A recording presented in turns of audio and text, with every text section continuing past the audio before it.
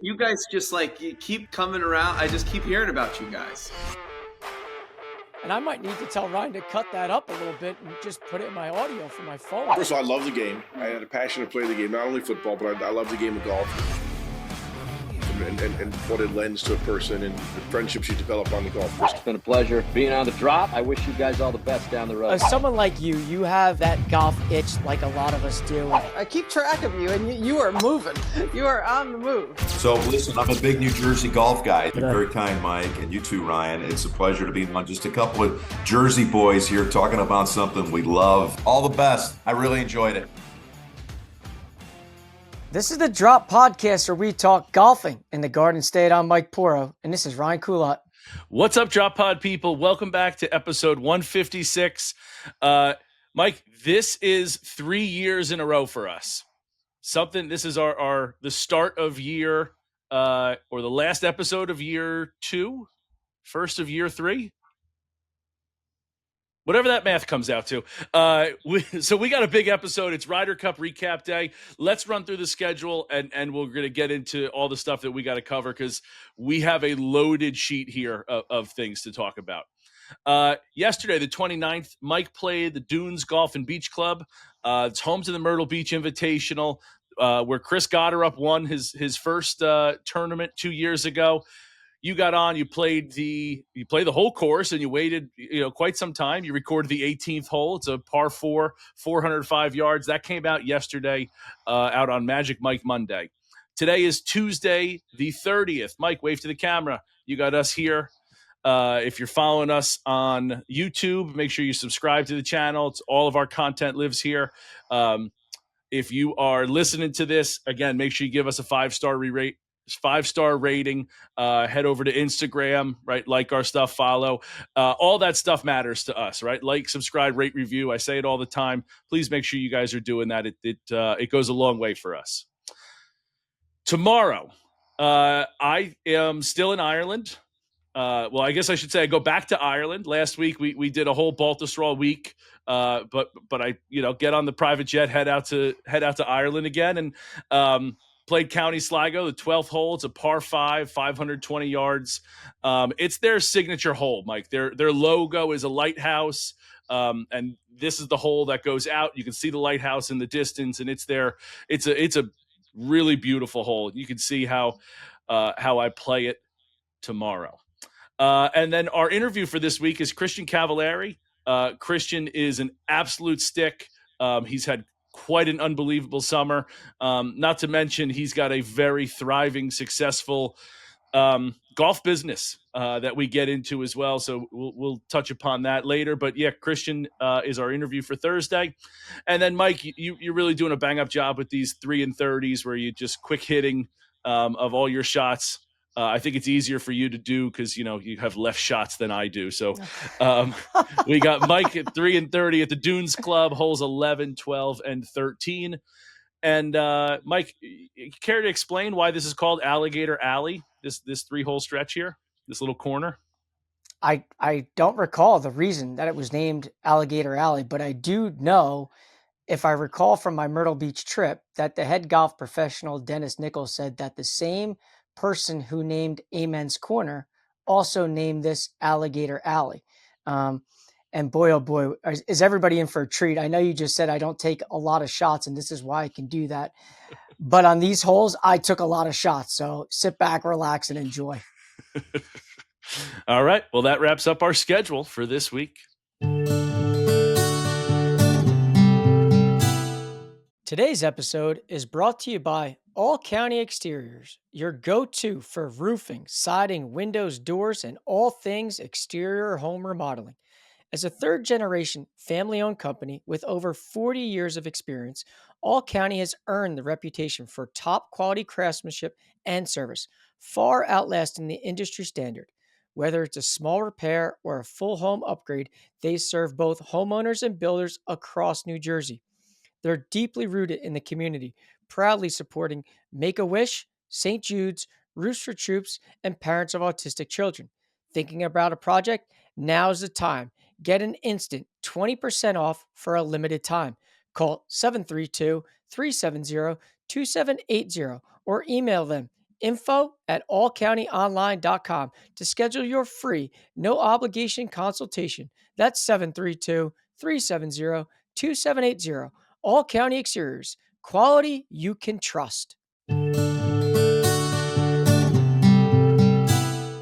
Well, I'll tell you what, the fast facts are going to be fast. I mean, I jokingly say that I think I'm going to set records this week. I do think I'm going to set a record because obviously we'll get into the Ryder Cup in a few minutes here, but on the PGA Tour, they were off last week. This week is the Sanderson Farms Championship.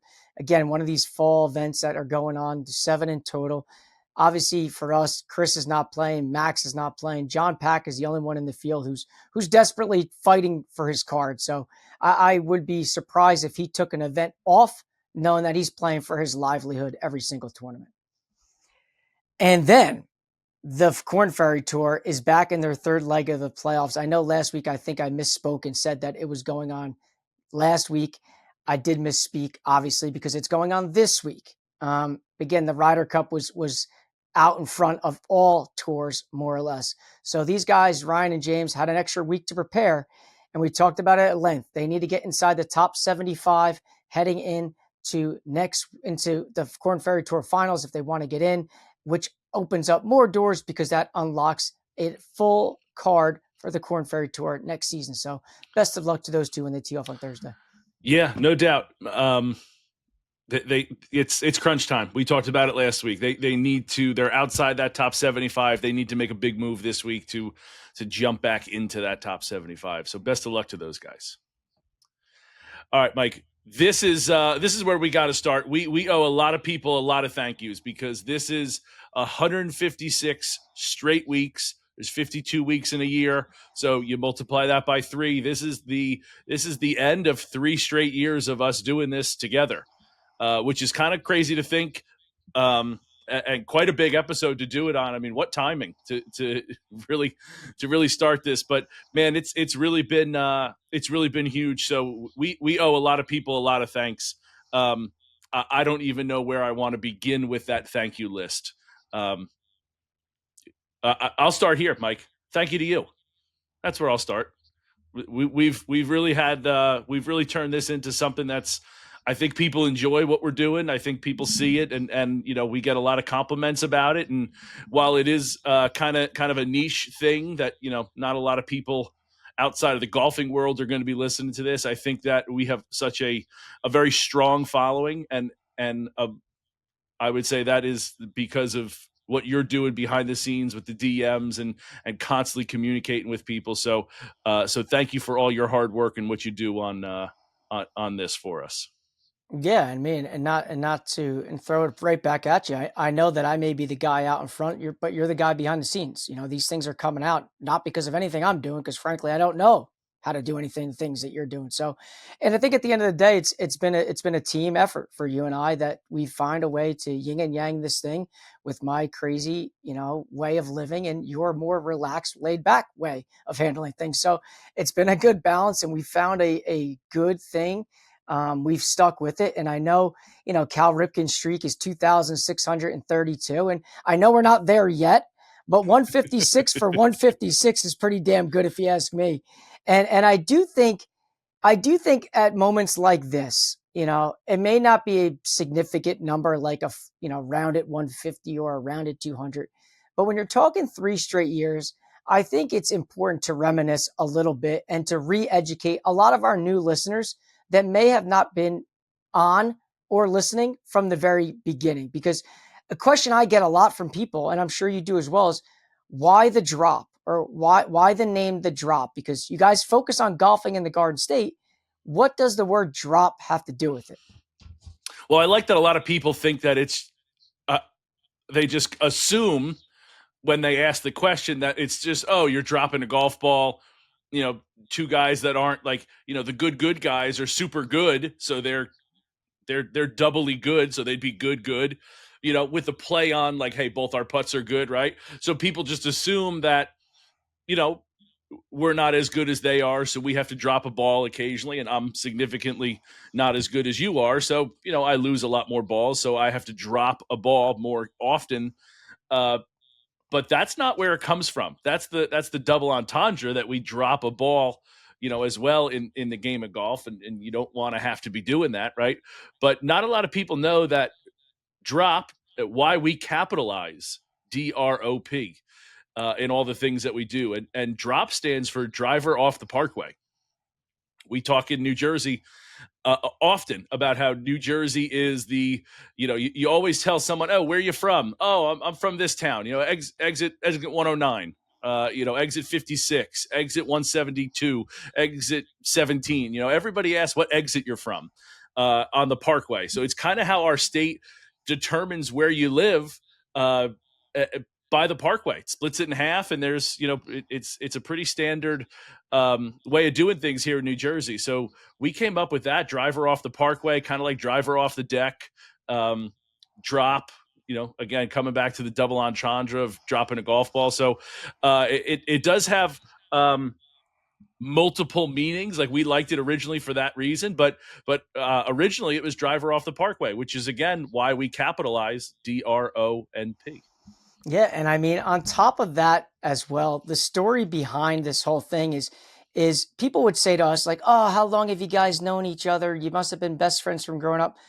This whole thing started, I know we bring up Hominy Hill a lot because that's where this originated from, but really what happened is Ryan and I are school teachers by career. This is not a full-time job, which a lot of people end up being stunned about, that you guys are this consistent, this good, with this much content and guests on a week-to-week basis, and you don't sit here and do this all the time. The answer is no. So Ryan had pitched to me, want to come play golf with me one random day in September. It so happened to work out in my Tetris-like schedule. We went out, we played golf. He pitches me this idea. 4 weeks later was episode 1. 156 weeks later, it's episode 156. It's an absolute unbelievable thing that I think, more than anything that you and I have done, who we've interviewed, who we've met, where we played, the fact that no matter what went on in a world that is full of craziness, chaos, and the ups and downs, that every single Tuesday we've been as consistent to our followers, listeners, subscribers, that every Tuesday when you turned on Spotify, YouTube, Apple Podcasts, you had us every Tuesday. Crazy. It certainly is. And it goes from like, hey, we're not just teachers and then we come home and just have errands to run after school. Like, Mike's got 2 young kids. He's got a family. He's running around. He talks about playing Uber driver with bringing his kids to different camps and practices and all the kid activities that a teenage kid is going to be doing, or early teenage kids going to be doing to middle school age, and and we both are coaches as well. So then you add in, like, when we get into our season, this becomes even further back on the burner between school, our teams, our families, and then it becomes this. So it is pretty remarkable. I don't know if people truly know how much Tetris has to be done on our end between, hey, you know what, we're both free this Saturday, let's line up 7 interviews so we can just do interviews all day, and then have enough interviews for quite some time, and that's kind of what it takes for us to make this happen, and again, lifting things up behind the curtain here. But it's really it really has been remarkable on the things that we're able to accomplish with doing it, again, as a part-time hobby, really just something that we enjoy doing.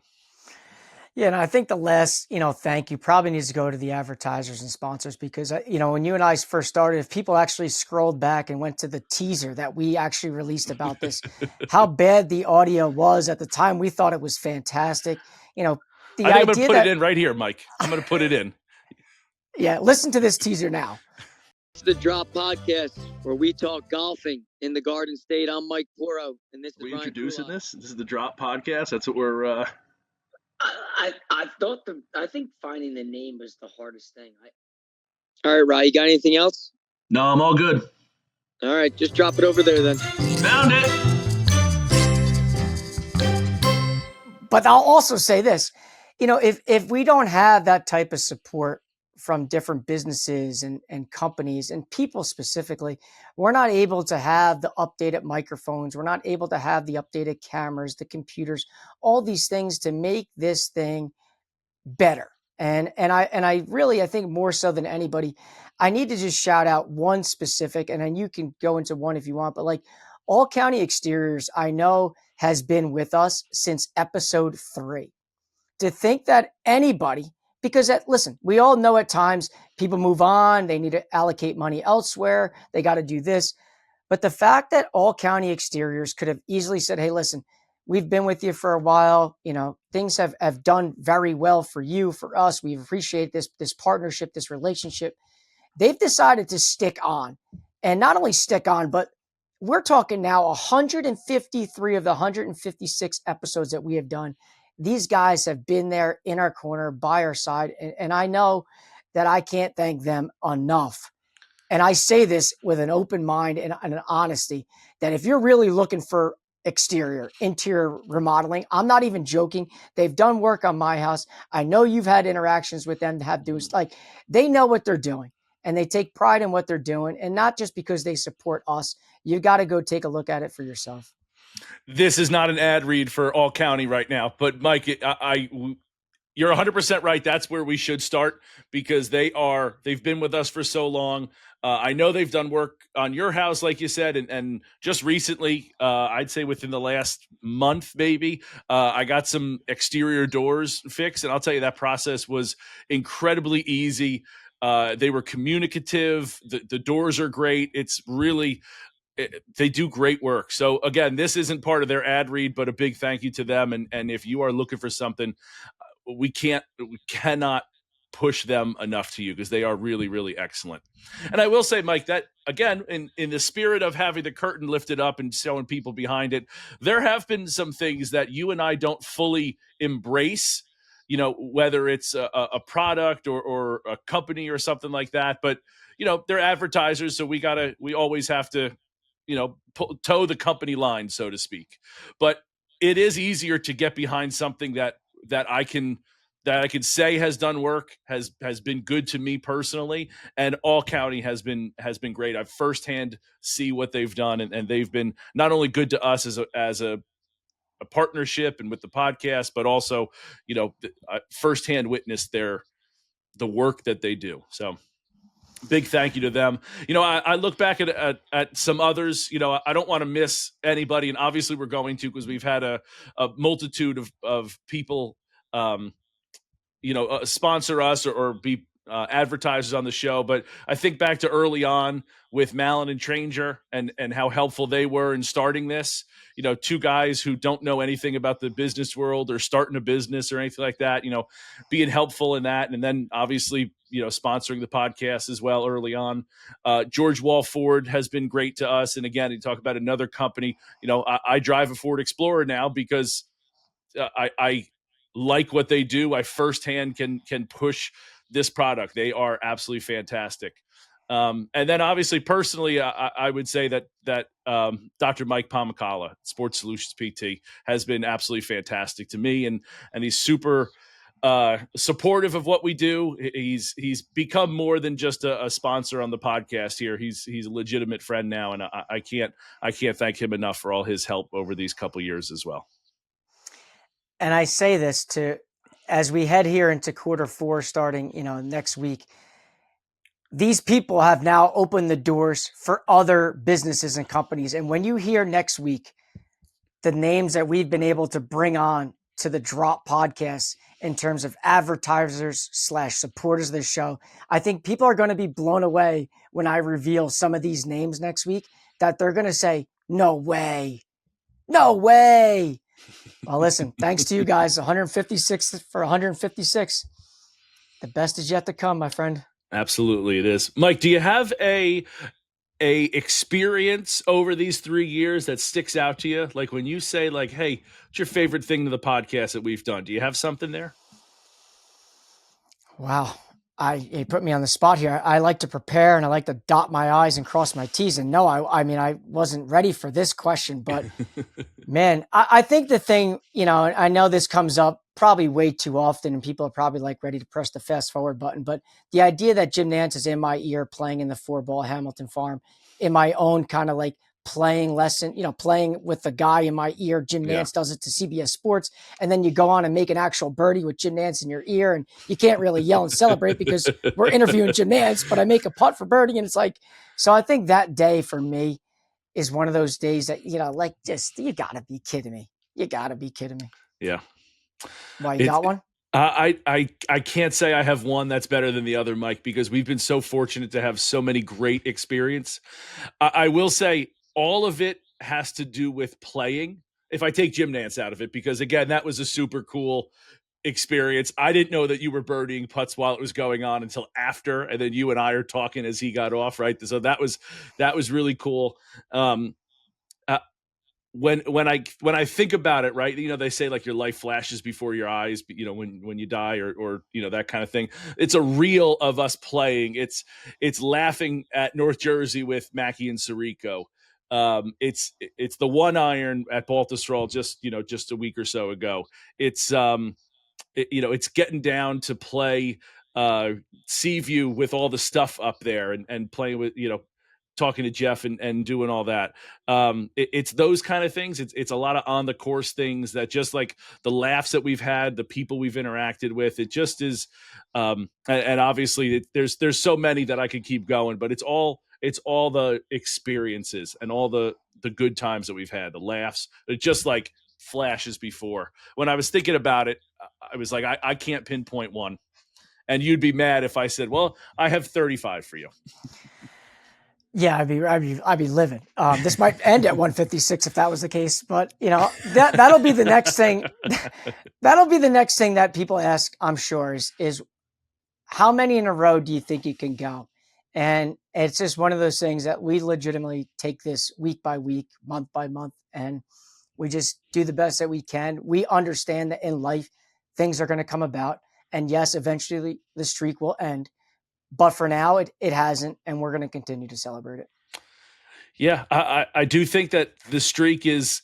I don't want to jinx us, Mike, but I think the way the streak ends is the podcast is coming to an end because we have at least enough things that we could just like we did it over the summer where like you and I were in the United States 3 days together for the month of August, and we still put out 4 episodes that month. So, I mean, if we could do that, I know one of the episodes was a course feature, but I think we always have that kind of thing in our back pocket now of just, we can, hey, you know what? We've talked about the Jim Nance interview. We could always just rerun it. Right. And I know that might be cheating it, but I don't, at this point, we're kind of well oiled in that regard and we're well seasoned in being able to juggle it. So I hope that the streak keeps going to 4 digits. 4 digits? We'll get there. All right. Let's get to 157.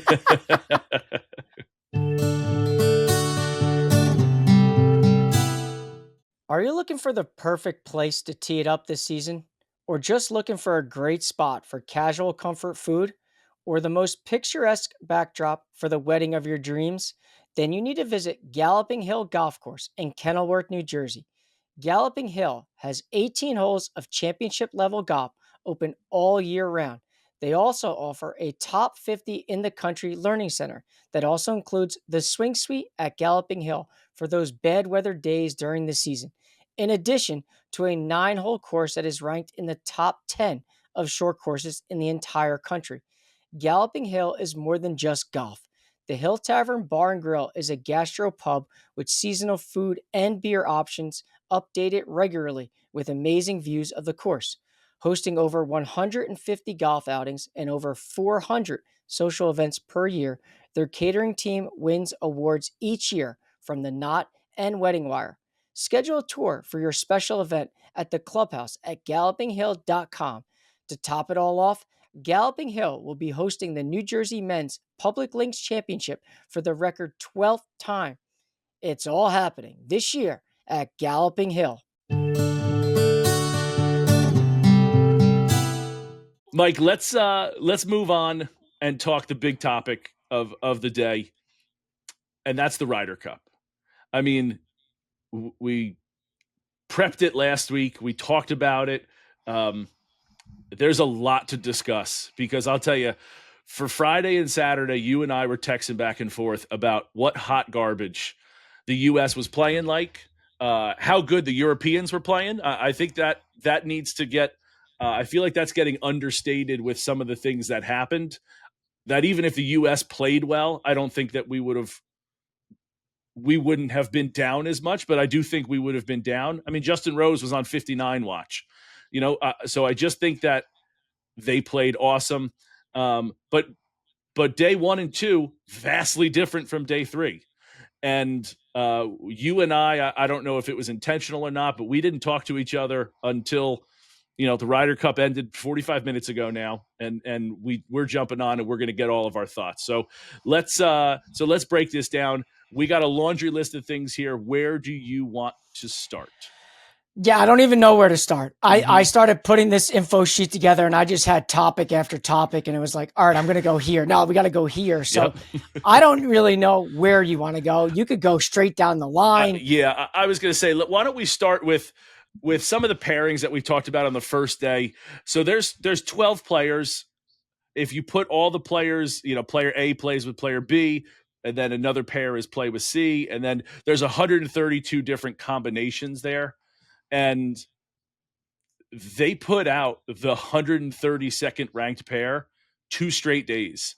And while I think that Keegan did do a good job overall, when you look at the body of work, like I think that he was a pretty good captain. I really do. I think that things like that, like you need to be able to change in the moment. You need to make halftime adjustments. And after the first, halftime of the Ryder Cup is really in between day 1 and day 2, because day 3 is singles. It's, hey, there's your competition, go beat them, right? It's a little bit different. And I just don't think we made those halftime adjustments. Again, I don't think it would have mattered necessarily because I think the Europeans were playing so well, but I don't know how you put, I've been racking my brain to figure out what analytic puts those two together 2 straight days. I can't, I'm mind blown. I'm really befuddled to figure that out. So I think, I know that you say numbers matter, but I think the analytics of some things were bad. We're just bad. And I still can disassociate the way Keegan captained from, hey, this is the analytics, we're going to follow it blindly. And, again, the Yankee fans get on Aaron Boone. Aaron Boone is not the problem with the Yankees. Aaron Boone goes, okay, this pitcher, this is his 12th pitch. Okay, here's the analytics. This is what we're going to do, right? They just opens up a book and that's what they're seeing. It's a little different for golf, I would think, but I can't imagine it's that different. I think they just followed stuff. They had a plan for day 1 and a plan for day 2, and they weren't reverting off of that. Yeah, listen, you're a lot kinder than I am because I think he absolutely failed them.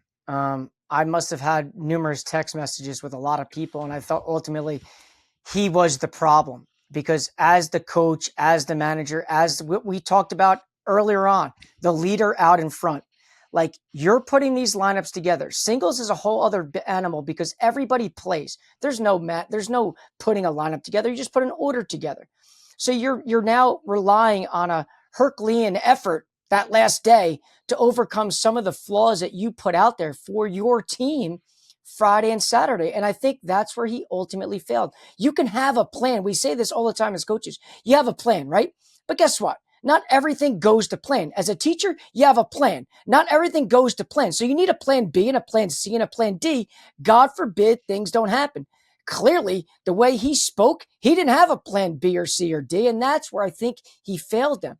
Okay, you're gonna toss out the analytics like they don't matter. Fine. Okay, day 1, we're gonna put Harris No, English. I'm not saying that. I'm saying that they blindly followed them. That they just they said, this is what we're doing, and we're doing it for day 1, and we're doing it for day 2, and they didn't make any halftime adjustments. And I'm taking that away from Keegan because I don't think.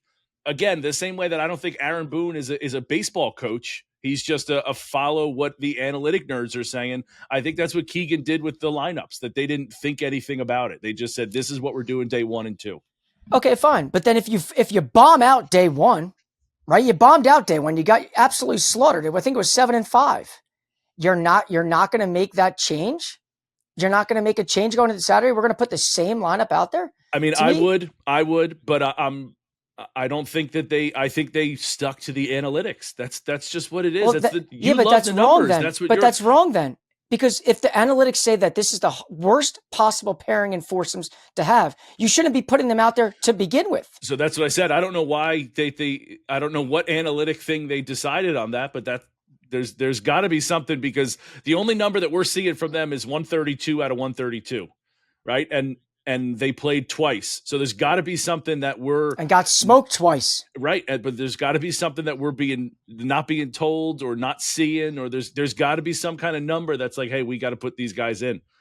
Because I don't think because I think here's ultimately what I think. I'm going to say that that's what it is, that it's just we are so analytically driven, and we're not looking anywhere else, because there's no other possibility. Any person who's these guys are professionals.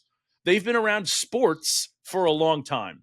They know better than to do that. So there's got to be something that's dictating, like, all right, we're just buying in full-heartedly, because I refuse to think that someone who's people who are mildly intelligent people who know quite a bit about sports, I would also argue they know quite a bit about golf, would do something that stupid twice in a row without having some reason behind it. And there's got to be some kind of, again, analytical number to put that together. Well, you're a lot kinder than I am, because I think whoever's given him these numbers is clearly the dumbest person in the room then. Because if you gave me these numbers and said, hey, I'm not telling anybody in the world why these two guys are going out together, but Data Golf says it's the worst possible pairing at 132, and I blindly go with you, and then the next day the thing comes, I'm going to be as a leader and be like, okay, you have no clue what you're talking about. These guys just got romped. I'm going to a different analytic group, because the fact that you're going to blindly follow something makes absolutely no sense to me. I think ultimately he failed them. I don't think he adjusted. I think he made no changes. And I just think there was a lot of decisions. And again, listen, it's easy to play Monday morning quarterback. And I know people are going to say, oh, must be nice to sit in the chair and make decisions. That's fine. But I'm still going to say, like, I'll give credit where credit's due. And I have no problem critiquing things when I think that, hey, listen, everybody and their mother didn't understand this pairing the first time. Forget about the second time. So I think he failed. I do. Yeah. Again, I don't like numbers. We've talked about that. I'm not an analytics guy, right? My eye test can tell you, like, hey, this isn't the guy to put. The same way I said, hey, you know who's playing the best golf right now in the American team? Cam Young. You know who should have been in the alternate shot? Cam Young, but he wasn't. So again, like, I don't need analytics to tell me, like, hey, these are the best. These are the guys playing the best, or these are the guys playing the worst. I have eyes. I can see that. So I'm not huge on numbers. So that's why, again, I know that that's where our society and our sports have gone, is that we're going to look at the numbers. So there's got to be something, because I'm with you. I would have changed it. I certainly wouldn't have sat Cam Young. Cam Young needed to be a horse for them this week, and he needed to play in all five. And I just, yeah, I don't know. I'm going to take that off of Keegan, because I think that's just where sports are. Were there some other things? Again, probably, but I don't know how analytic some of the pairings were, like some of the other pairings. Like, can we get Scotty any support? Or is Scotty going to play with just, the number one with our number 12, 11, and 10 guys? Like, go back to last Tuesday. I said that. It's the same thing they did with Tiger Woods. You put him in no-name guys. Yeah. Like, you don't do that to the guy. These guys are professionals, whereas he's the best player in the world, and he showed you on Sunday that he's able to play golf. And did he play great? No, he didn't. He didn't play lights out. He wasn't going to shoot 59s, but you put him against two professionals. You're basically playing 1.5 on 2, and you're just, even Tiger couldn't get that done. So what makes you think Scotty's going to get it done? I was confused by some of those things. So we can look at Monday, Friday and Saturday, days 1 and 2, that it was bad. It was as bad as it's ever been. It was worse. That was the worst beating that we've ever had, right? I forget what the numbers were, but that was the going into Sunday singles. That was the most deficit. lopsided, largest deficit. And it did make for an interesting Sunday. No doubt it did. I mean, but on the counter, when you look at a guy like Luke Donald, let's talk Luke Donald for a second here, because his record as a player, 4-0 in Ryder Cups. Okay. Yep. As a captain, 2-0 winning on American soil. Yeah. I mean, you want to talk about legendary status. It's easy to be recency bias. And again, I haven't looked into any of the captains in Ryder Cup history other than the ones from the last couple years, right? But Luke Donald's got to be in the running for best Ryder Cup captain of all time. 100%. He's got to be. And I don't mean just on the European side. I mean neither. Of either. All time. Yeah. All time. Because that's... To do the things that he's done and to be as I joke around, I'm not level keeled at all. And that dude is former number 1 player in the world. He did his thing in Italy. He comes to America. He knows what to say in the press conferences to poke the bear a little bit. Europeans not going to get paid. Very charismatic. Yep. Yeah. Europeans not getting paid. It matters too much to us. Just fueling that fire now to make the American press ask Keegan Bradley about the payment and just hearing all his guys. Listen, if Luke Donald's not the captain in 2027, the European side is doing it wrong, but I just find it hard to believe that Luke Donald will not be the captain for the rest of his life. Right. I would say at this point you have a lifetime contract to do this. I do really like Luke Donald. I did like him as a player.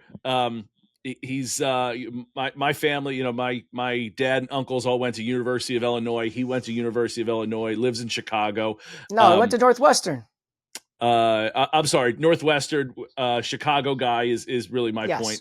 But I just meant I have family connections to Illinois. Anyway, I've always liked him, right? I was always kind of drawn to him, for lack of a better term.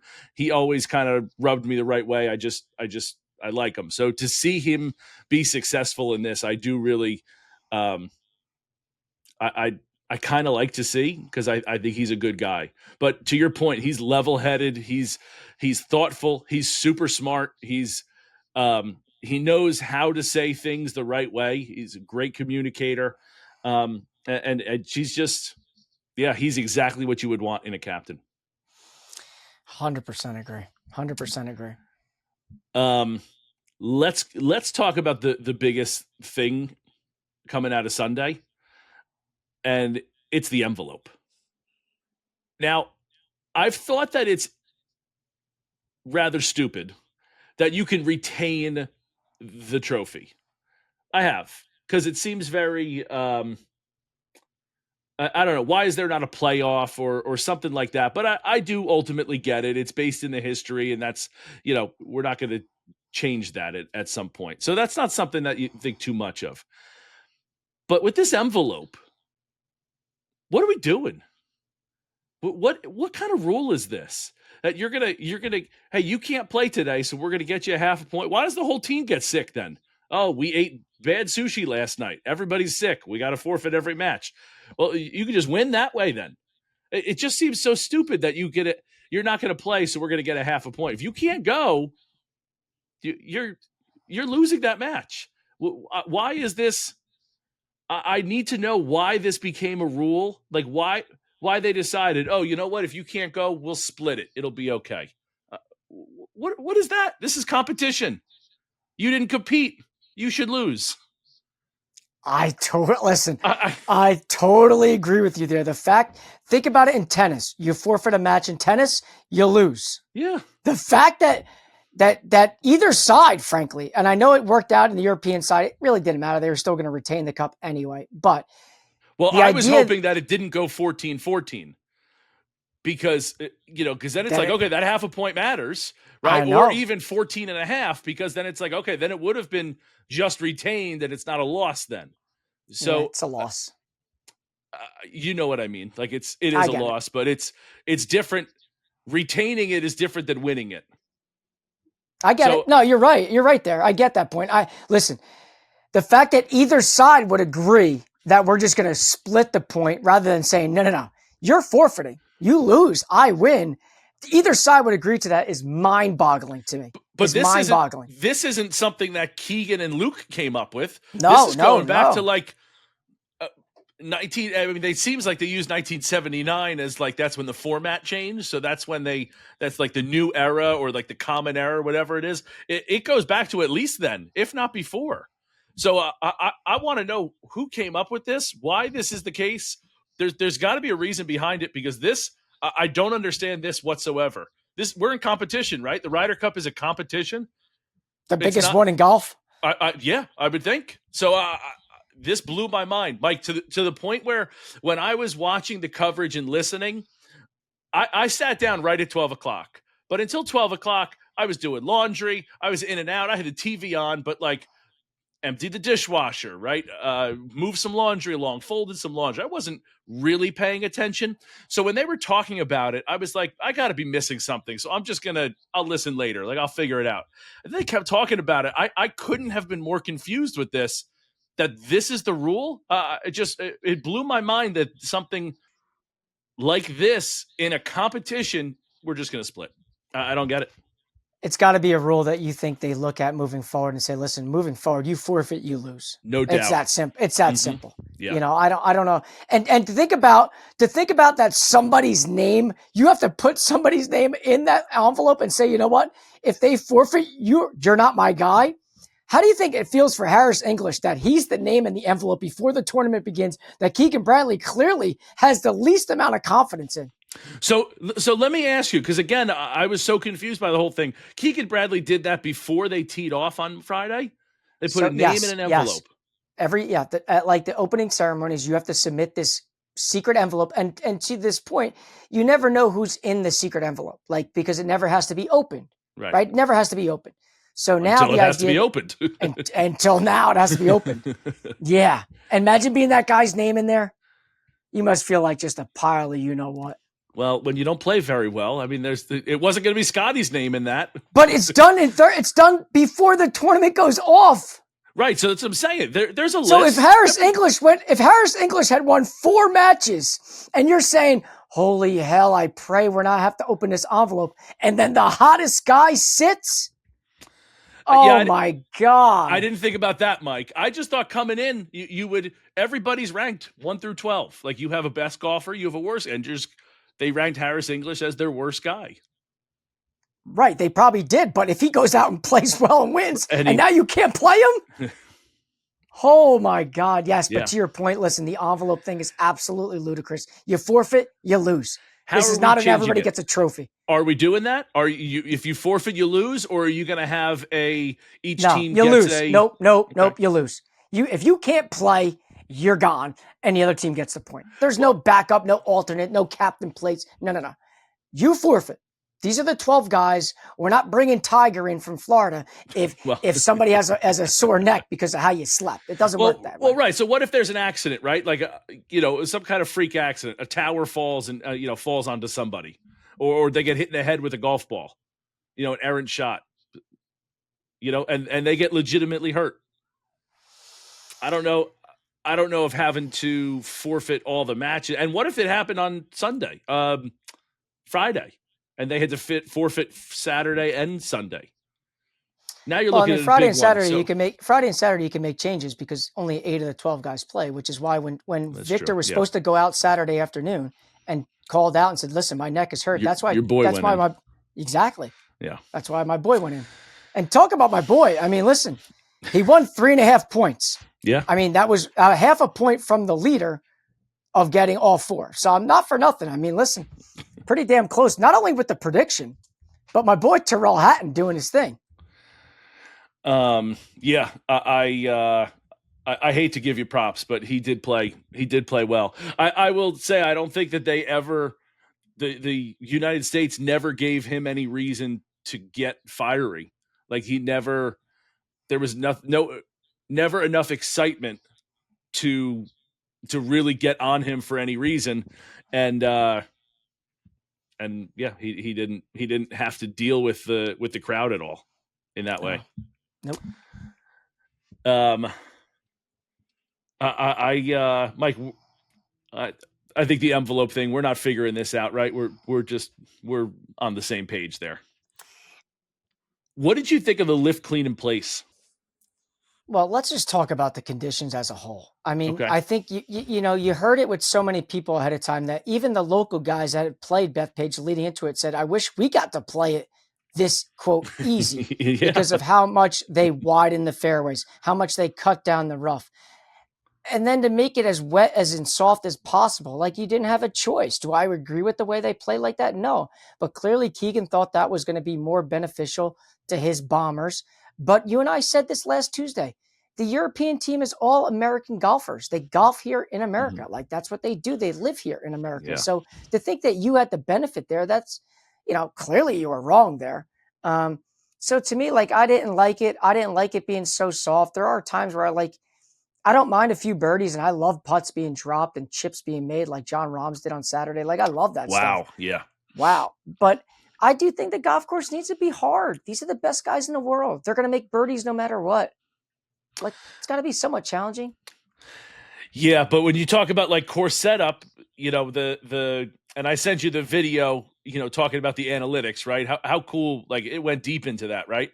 So that the U.S. has their distribution of the fairway that they miss is something like 15 yards further than the Europeans. So that's why the Europeans, when we were in Rome, they brought the ropes further away so that it wouldn't get trampled down. Whereas the U.S. was like, well, just cut it. It won't be rough then. So yeah, but the counter to that be like, clearly that didn't work. So what are we going to do? Extend the fairway 30 more yards wide? I'm just saying that's why they did it, right? So yeah, I would have loved to see it as thick as it usually is. It seemed like some of these lies that they got were just way too easy. I thought that. I mean, I guess playing lift, clean, in place is if it's wet, you're going to have to play it. But these guys are. It wasn't. I got the impression. I don't know. It just didn't seem like it rained that much to make it that easy for them. That said, Europe takes advantage of it, so it doesn't truly matter there. But yeah, I thought the conditions too easy. Too easy. Yeah, it's gotta be harder for these guys. What'd you think of the pin placements as far as like course conditions? Yeah, they were tough. They're, somewhere like I also, I guess I'm starting to wonder, like, I know Bethpage Black is kind of like America's public golf course, right? Like I get all that, but is it Publix too easy? Country Club? Is it too easy? The course? Yeah. I don't think it is. I mean, but the way they set it up, these guys, I felt like you just talked about Justin Rose about to go 59 watch. Like him and Tommy Fleetwood were sickening on Saturday. Like to me, it's like, is it too? I mean, think about the first hole. You and I both played Bethpage. Yeah. Those guys are hitting the ball over the trees that we aim at, so we turn the ball off. These guys are hitting it over and have 60, 30, 20 yards. Bryson on Sunday hit it to the fringe. Nearly, yeah. It was easy. I think that's one specific incident, right? But I think that what Bethpage does is it grinds you down. Because, okay, if you could bomb it over the trees, yes, you got an easier hole, right? But the second hole, you're not hitting driver because it doesn't. They all did. Every guy hit driver to the bottom of the hill and hit it out of the rough. No, well, they hit 3 woods. They hit. So you're not hitting driver. They hit woods. Almost nobody hit. On 2, they all drove. On 2, the dog leg left. They all drove it to the bottom of the rough. Yeah. So all they did was have an 80-yard shot up. It's a shorter hole. I know that, but I saw a lot of 3 woods out there. Is what I'm saying that they did, right? So I think that the first couple holes are too easy for professionals, but I think it's a course of attrition. It's going to constantly wear you down because you got to focus on so many shots. You have so much, there's so much length there. I think that it is, I think it is hard enough. And I think it was just because we decided to cut the rough. I think that's what made it more difficult. Which could have been the case. I just thought, man, with oh the man, rough off, I should say. It was, I don't know. These guys killed it. I thought they dominated the golf course. You know, there's times that you and I have said like, oh, the golf course won there. Yeah. Well, that was not the case this week. Yeah. I mean, maybe it rained enough because you could fire at pins because everything was hit and stick until Sunday when it was finally double cut, double rolled, and it was a lot faster. And you saw more strategery is, in hitting the golf ball, how it's going to come back, how far you got it. Like how many guys hit on 18, tried getting it back there and it just hit and spun back all the way. And they had, 40, 50 feet for their putt. Except your boy Shane Lowry. So this is a good transition here. This is why we're a good team. I was rooting for USA. I don't want to make it seem like I wasn't. We talked about it being difficult for the U.S. I thought it was a daunting task. Both of us thought that they were the better team. And in fact, I thought it was good money to get plus. So I got Europe at plus 155 on Friday, Thursday night that I took it. But I found it difficult not to root for Shane Lowry. And I was saying it to my fiance as I was watching it.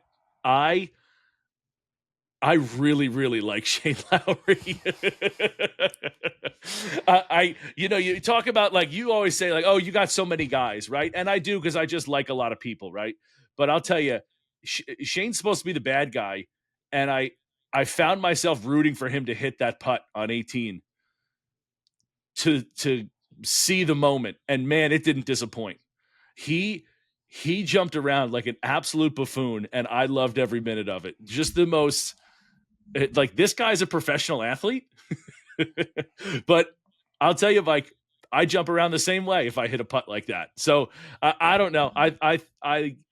I love Shane Lowry. He is my guy. He's my spirit animal. I absolutely love him. It's tough to not be excited for things like that. And then he goes and gets the beer on the 18th hole, just like any other country club guy would after he wins a tournament. He's out there on 18. I didn't see anybody else drinking. They were all Shane waiting. Lowry was. But that's Shane what I love. was. Grabbed a Magners and was like, hey, let's give me something from Ireland there. Yeah, he's the best. He really is. All week it was, I do like some of the European guys. I like Rory. I obviously I love Shane. I like a bunch of those guys. But I still found myself rooting against them because I wanted the U.S. to win, except for Shane Lowry. And I think, to me, that was very telling as to exactly how much I like him.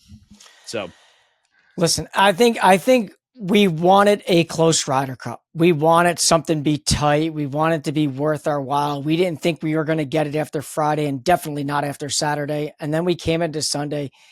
The fact that the United States had a chance made this a must-watch TV event. And I like you, I was glued Sunday, watching every little thing I possibly could.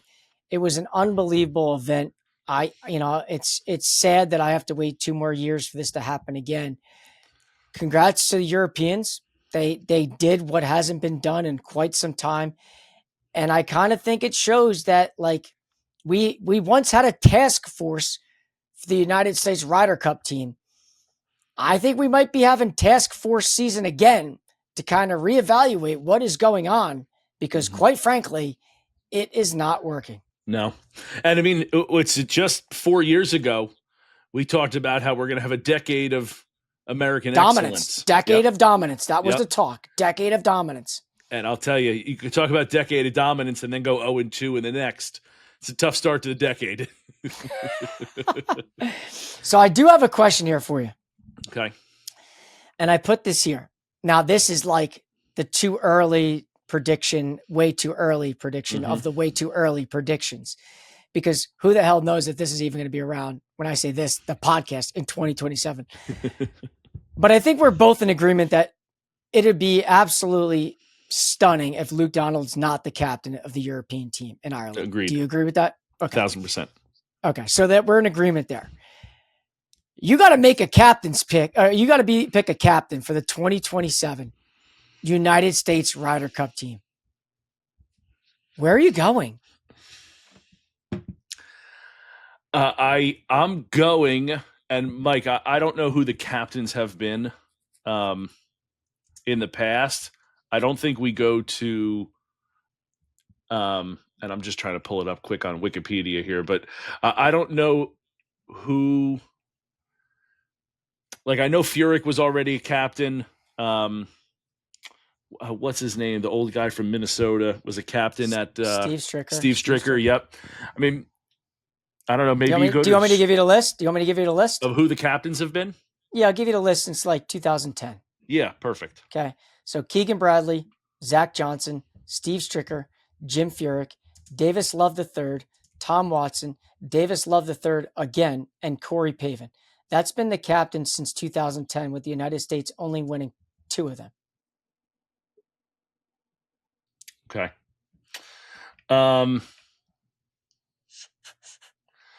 I think you got to go with someone who's. My first thought goes to Kiz. I guess I'll just talk this out loud. I think I look at some of the assistant captains that were on there, and I say, yeah, that's who we want there. Like you said, Jim Furyk was already one, but I know Kiz was. Is it Webb Simpson was another one? Wasn't Gary Woodland? I feel like there was another. I would Webb Simpson, Gary Woodland. Here it is. Brent Snedeker. Brent Snedeker. Yep. Yeah, and that's it. Of that group, I think I'm going with Kiz on that list. If I have to go, like, if I'm going to go somebody else who's kind of been around, like, I don't know, like, is what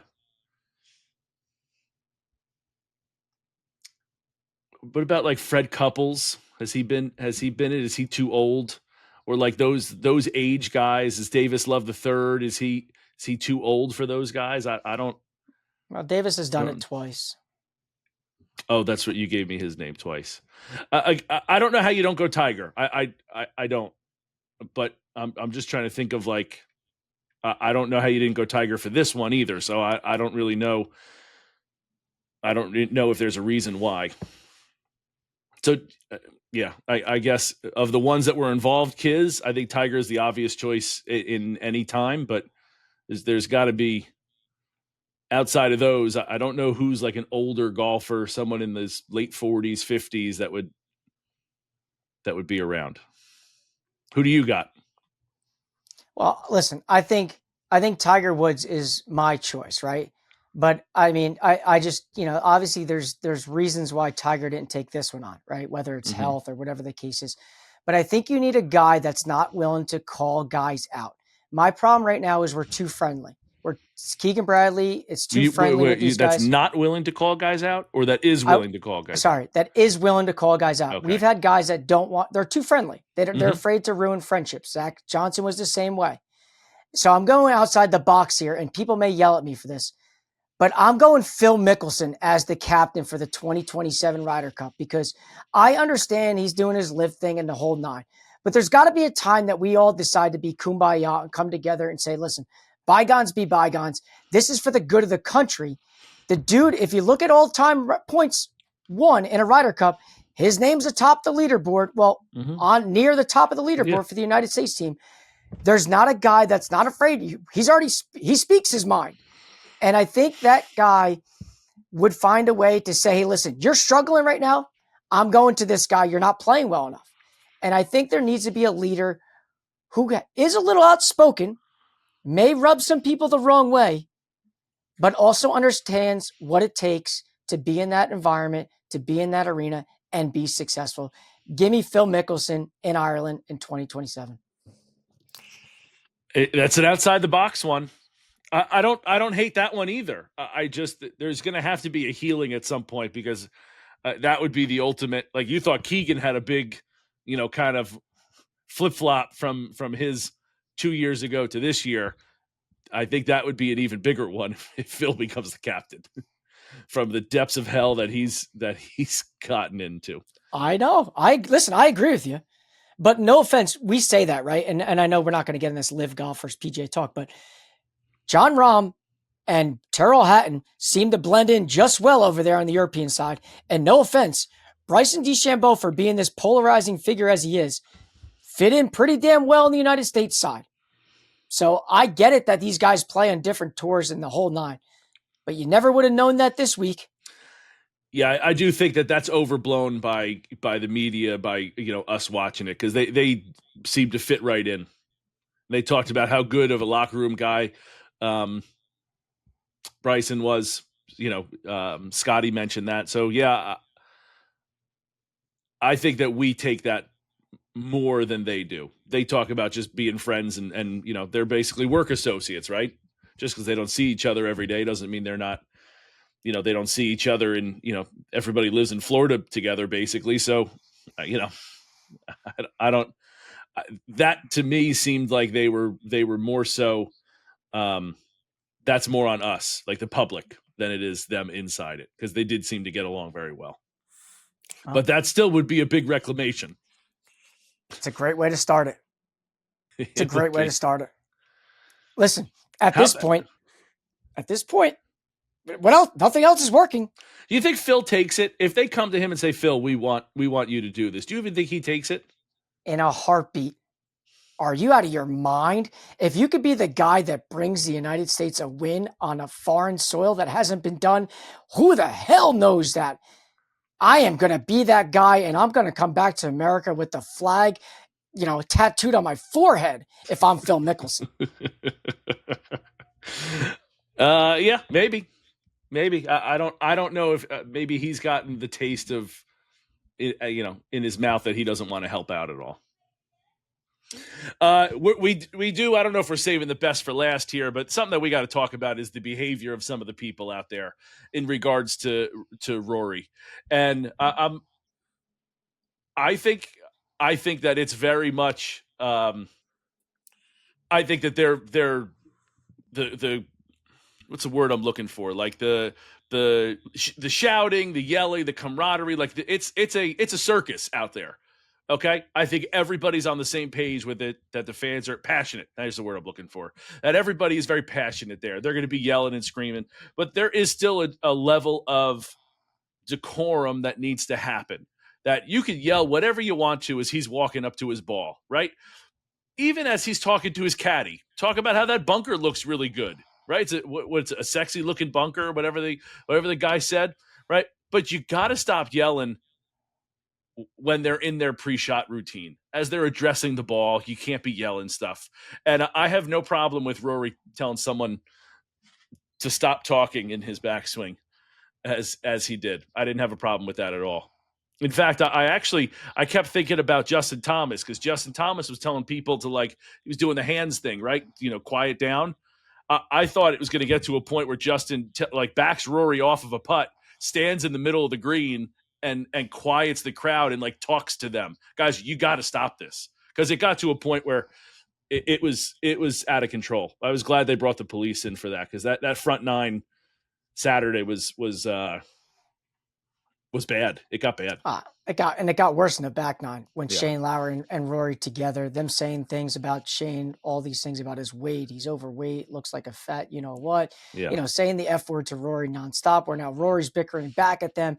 And then to put icing on the cake, they win the match, and some moron decides to throw a bottle at Rory's wife as she's walking away down with Rory. It was just like, there's sometimes it's just like, there's always those people that ruin things. And unfortunately, listen, it happened.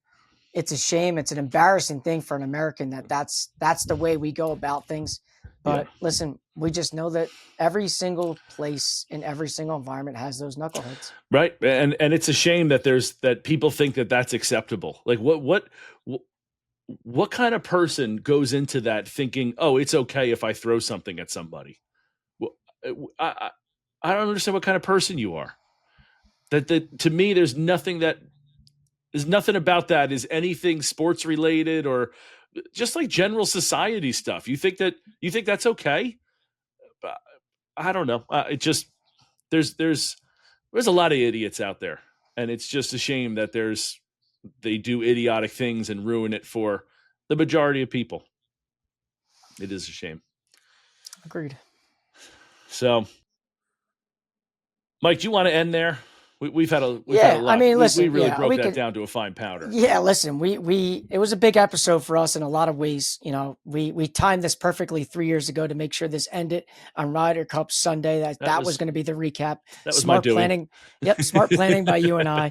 You know, we got a big week. You and I, we're golfing this week, so you know, stay tuned to Instagram. Yeah. We're out and about. We're teeing it high and letting it fly because we got a big October set out ahead. So stay tuned. Yeah, Mike, I do have one thing from the Ryder Cup I wanted to ask you.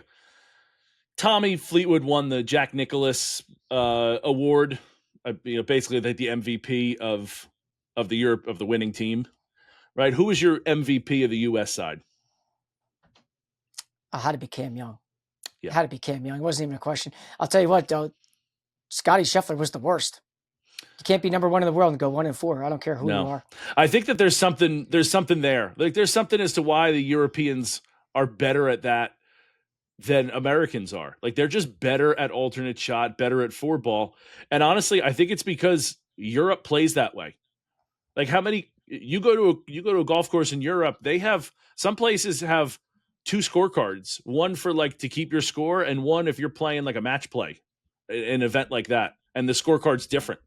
I've seen it in Ireland when I just went on the trip, there's, they have different spots for different things. And I think that's more ingrained in their norms for golf than we have here. Because how many people come to America? You go out on a regular day. How many people are playing a four ball or an alternate shot? Almost nobody. Everything that we do is around score. I think if you belong to a country club and you have like a steady game or you play 2 or 3 times a week, then you'll take a four ball and you'll do a match that way. But I think just regular competition, people want to play their ball. People want to go out and listen, I think at the end of the day, Europeans are very friendly. I think they get along with each other really well. And it's more of it's us against the world mentality. And I think for Americans, it's the way we're built. It's like, it's us and it's individualized and it's about you. And I think it kind of shows in team events like that, but here's the 2027. Yeah. All right. So that wraps it up for Mike and I. We broke this down to a fine powder for sure, Mike. Stay tuned Thursday. We got a great interview. Christian Cavallari has been absolutely killing it this summer. He's the president, CEO. What's his title at Tremont? Well, I'll give you a little tidbit. I'll give you a little tidbit about Christian. He's the current leader for the 2025 MGA Player of the Year. He's a recent semifinalist at the U.S. Mid-Am. He's an absolute stick in the Met area, winning the 2025 New York State Open. So, I mean, listen, and he's the founder of Tremont. So he's got it all. Yeah, he's doing big things. So stay tuned Thursday for our interview with Christian. Until then, enjoy.